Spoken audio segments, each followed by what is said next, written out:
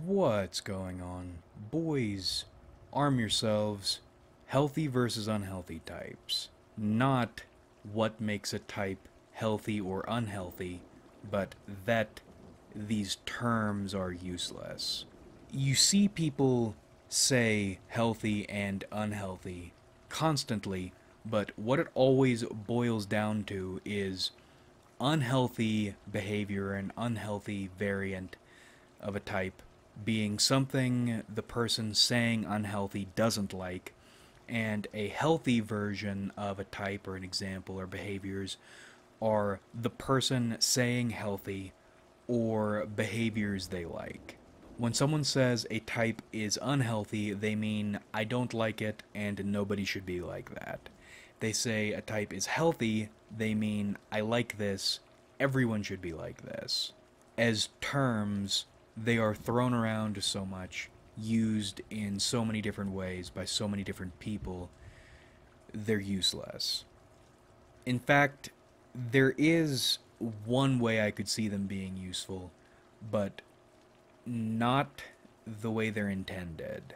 They're useful for measuring different popular typology communities' values.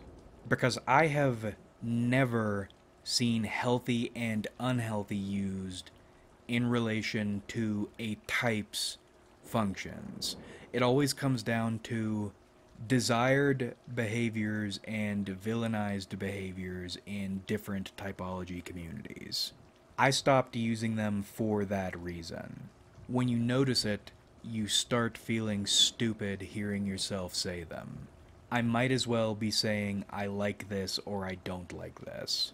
I moved over to high end and low end to describe examples of types.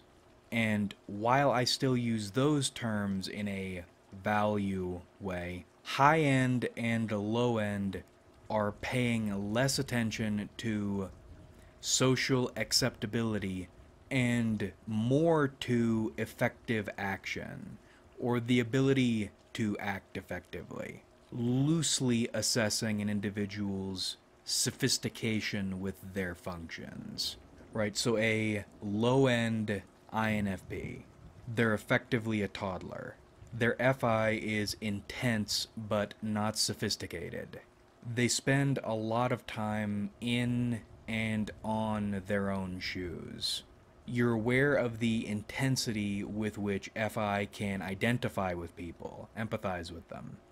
That doesn't happen at all. They also don't have FE, so they don't give a single shit about how anyone else feels, voluntarily or involuntarily.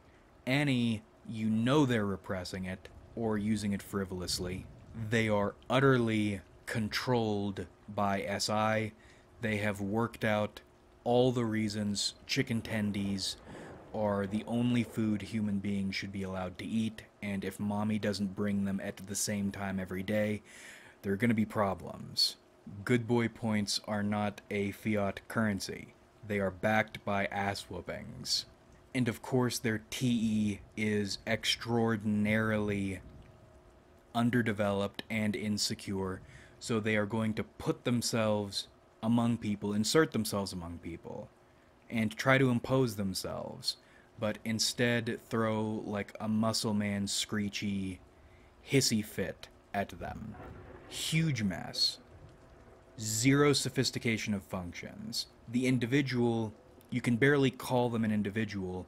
They are a poor stack of functions. That's all they are.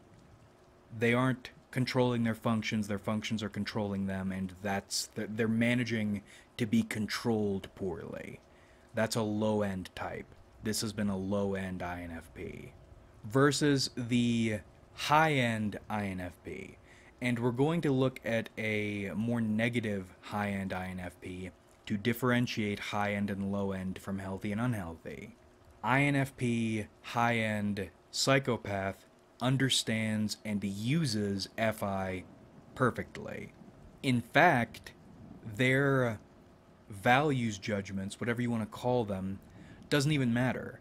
It's all FI empathy, which, by the way, maybe biased from an FE perspective, but I view FI empathy as the more sophisticated version or application of that function anyway. The ability to be another point of view, not just to see and to mimic. High-end psychopath INFP uses any constantly to piece together other points of view, other modes of being, not exactly to empathize, but to get in with. They are, of course, controlling SI, not being controlled by it. Remembers your name, your birthday, probably got you a birthday present. Remembers that little sad story you told them about 3 years ago, and will ask you about it, to check up on you about it. Remembers the details in your face when you were telling that story. Is marking the details in your face mentally now to be remembered 7 years later. And their inferior TE is anything but insecure and imposing.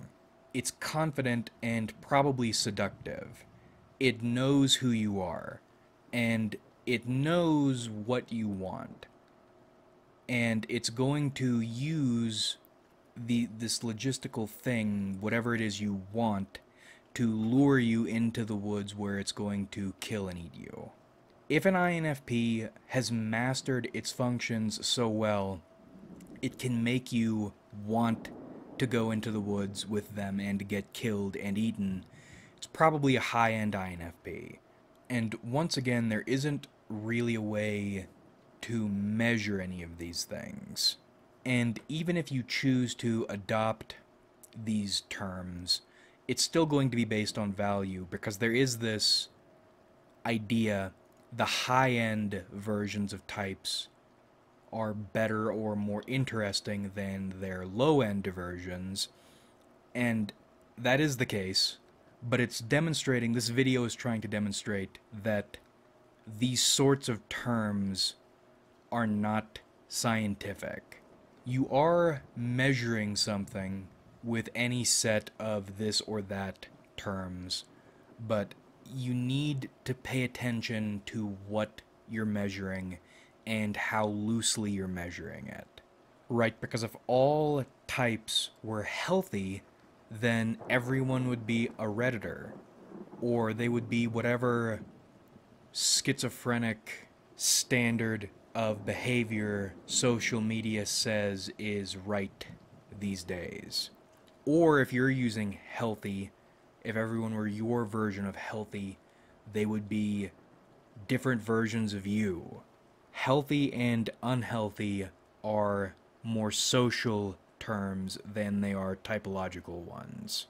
High-end and low-end, high-level and low-level, as terms, do pay more attention to an individual's mastery over their functions, but there is still that assumption that high mastery of your functions equals better. Now, I think it does equal better. Maybe more interesting would be the way to look at it. But still, high-end is not the same as temperature. It's the difference between saying hot, parenthesis, real bad, parenthesis, versus 13,000 degrees outside. The first one is loose and informed by the person saying it, and the second one is a measurement. Some things to keep in mind so you don't delude yourself or let other people delude you. Like if you enjoyed, subscribe if you haven't.